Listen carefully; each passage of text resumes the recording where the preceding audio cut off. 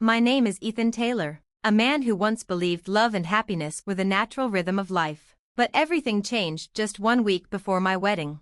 I stepped through the living room doorway and froze. Time seemed to hold its breath. Standing before me was Hannah, my fiancée, breathtaking as ever. She wore a sleek black cocktail dress, a string of pearls, sheer stockings, and high heels. She was stunning, yet something was off.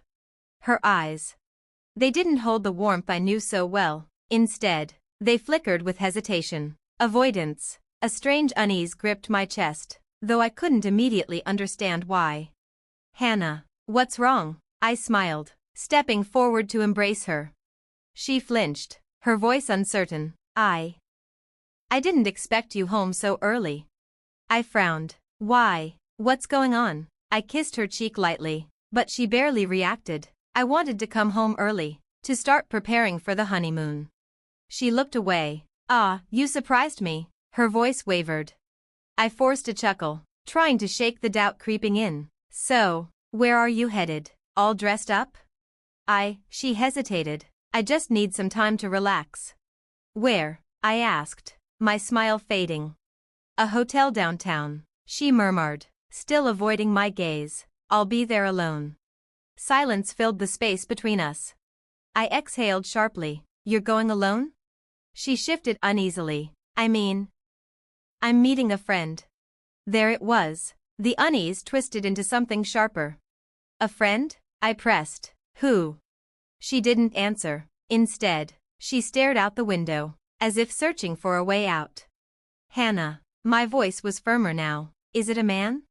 Her lips trembled. It's not like that. You misunderstand. Not like that? I repeated, my voice tightening. You're spending the weekend at a hotel, 1 week before our wedding, and I'm just supposed to believe that. She swallowed hard. I need time to think about everything. The words hit like a slap. I let out a hollow laugh. You need time? Time for what? To be with another man while we're planning a life together? She didn't answer. The silence hurt more than anything she could have said. Who is he? I demanded. She hesitated before finally whispering, Scott. Scott Parker. A chill ran through me. Scott Parker, my boss. My stomach clenched as realization slammed into me. My boss? I echoed, disbelief turning into fury. That bastard? My voice caught. You slept with him? Hannah said nothing. Her hands clutched the door handle, her guilt written all over her face. You don't deserve me, I said, each word laced with finality. Our wedding is off.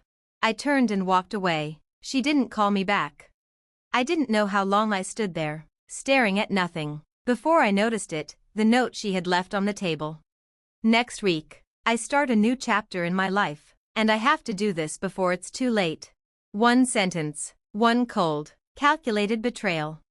I sat down, gripping the note, my mind spiraling. How could she believe this was a step towards something better? How could she think deceit would lead to happiness? Then, my eyes landed on her phone. She had left it behind in her rush to leave. Without thinking, I picked it up. My fingers hovered over the screen before unlocking it. A flood of messages appeared, her and Scott. Sweet words, hidden plans. It wasn't just betrayal. It was premeditated. A fresh wave of anger surged through me, not just as a man who had lost the woman he loved, but as someone whose trust had been utterly, ruthlessly shattered. My hands shook, my chest burned. I needed to do something. But what? I had to stay calm. The front door creaked open again, and footsteps echoed through the room. Caroline stepped inside, her face streaked with tears. She didn't speak at first, just stood there, staring at me as if I were the judge and she the condemned. Ethan, you can't do this. Her voice was soft but hollow, lacking sincerity. You can't just walk away. I love you, but I need time. I need to fix this so we can start over. Start over? A bitter laugh escaped me. There's nothing left to start over. Caroline, you destroyed everything. She took a step closer, but I moved back. I wasn't playing this game anymore. I know I messed up, she whispered, voice shaking. I didn't know what else to do. Scott told me I had to take control, to prove I wasn't powerless in this relationship. I just wanted to be equal.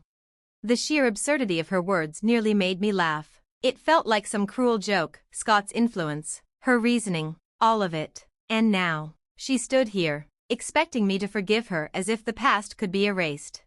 You think I'll understand? My voice was hoarse. You think I'll just move on? Some things can't be undone, Caroline. Some betrayals can't be forgiven. I turned to leave. Then, my phone buzzed. A message, unknown number.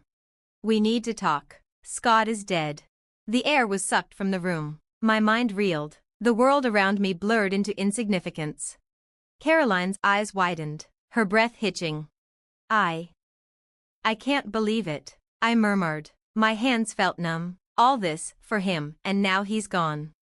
She said nothing, just stood there, silent as stone. The cold, oppressive silence wrapped around us, suffocating. This was it, the end of everything.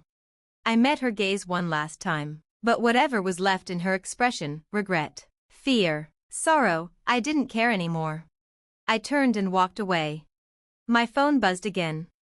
A call, another unknown number. I hesitated, then answered. A firm voice crackled through the line. Ethan, this is the police. We need you to come in. We have information about Scott Parker's case. His wife, Loretta, is in custody. Loretta? The name barely left my lips. She killed him? She shot Scott multiple times. We need your statement. The words hit like a punch to the gut. Loretta, not Caroline, not some unknown enemy, his own wife. My breath came shallow. I couldn't be here anymore, not in this room, not in this house, not near Caroline. I had to leave. As I stepped outside, one thought consumed me. How did it come to this? At the station, I sat across from a weary-looking officer, his face hardened by years of witnessing tragedies like mine. The investigation confirms that Loretta knew about her husband's affair, he said grimly. I leaned back, staring past him. Of course she did. Everything had been spiraling toward this moment.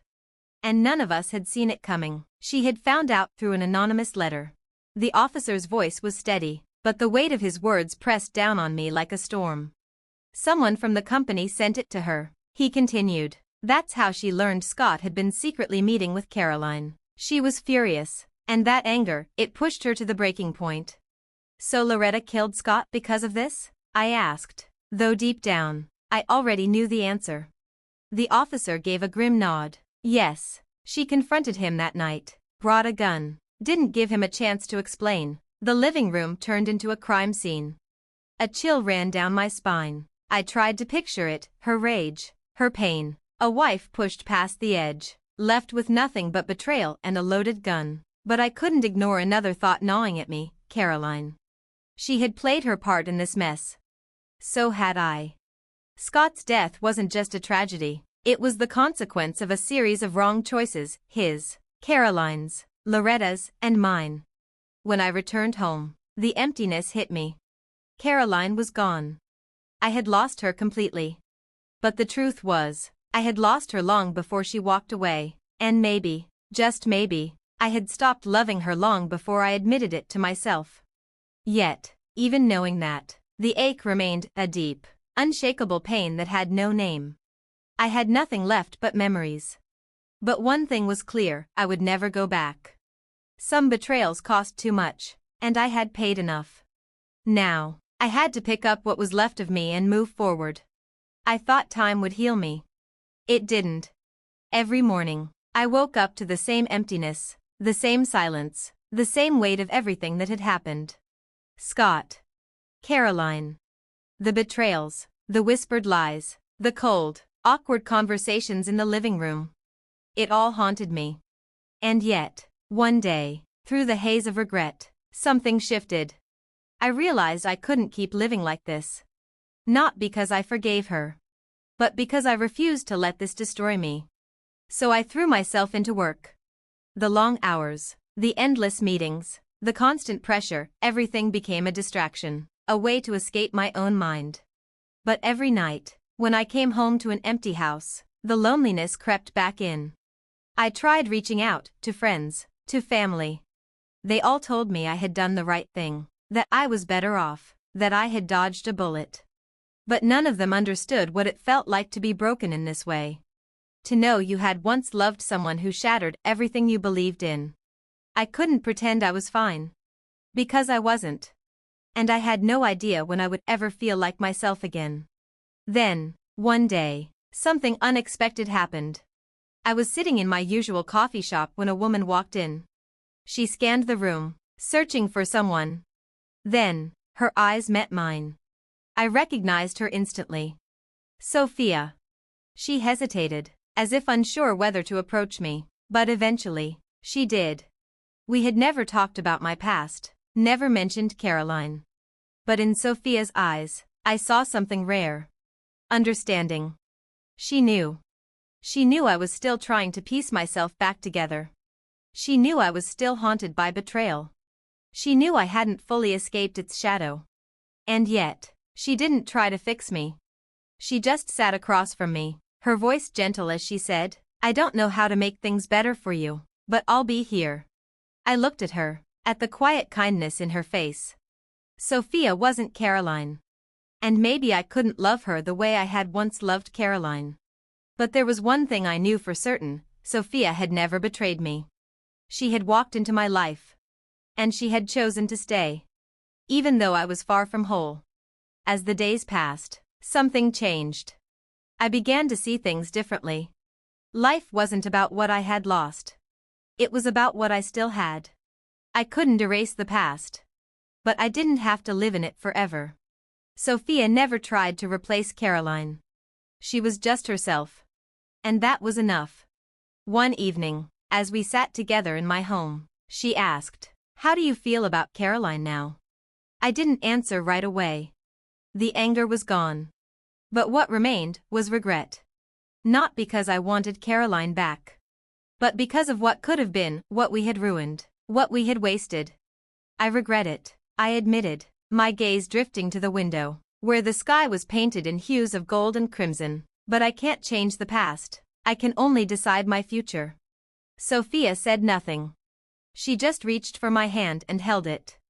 And in that quiet moment, I finally felt something I hadn't in a long time. Peace. In the end, I learned something. Trust is the foundation of everything. Once it's broken, it's nearly impossible to rebuild. But I also learned something even more important. If you keep living in the past, you'll miss the chance to create a future. Betrayal wounds deeply. But it doesn't have to destroy you. You can hurt. You can fall. But what matters most is that you stand up again. Because life doesn't wait. Every sunrise is another chance. A chance to heal. A chance to love. A chance to trust again.